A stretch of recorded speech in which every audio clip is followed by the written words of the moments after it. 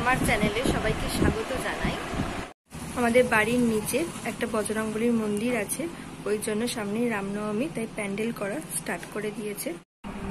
আজকে আমি বেল খাচ্ছি, প্রতিদিন আমি একটা করে ফল খাই যাতে স্কিনটা খুব গ্লো করে। রামনবমী পুজোর জন্য পুরো প্যান্ডেল হয়ে গেছে, আলো দিয়ে সাজানো হয়ে গেছে খুব সুন্দরভাবে। অনেকদিন পর ইচ্ছা হয়েছে রাতে চাউ করার। অনেকটা রাত হয়ে গেছে, তাই জন্য নিচে দোকান বন্ধ হয়ে গেছে, তাই ডিম কিনতে পারিনি। আর ফ্রিজে মা আমিষ কিছু রাখে না।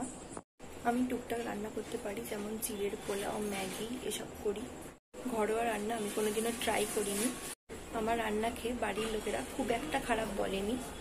পুরো ভিডিওটা দেখতে থাকো, আশা করি তোমাদের খুব ভালো লাগবে। নিরামিষ চাউমিনের পুরো রেসিপিটাই তোমাদের সাথে শেয়ার করবো, চলো দেখতে থাকো।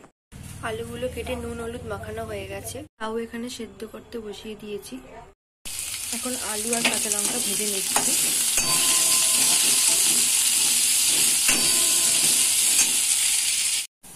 এখন রাত্রিবেলা, তাই জন্য নিরামিষ চাউই বানাবো।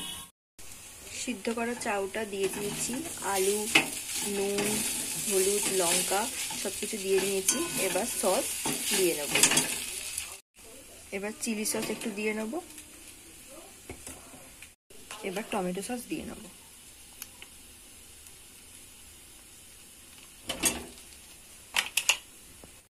দুরকম সস দিয়ে নিয়েছি। এবার চাউটা একটু নেড়ে চেড়ে দেবো।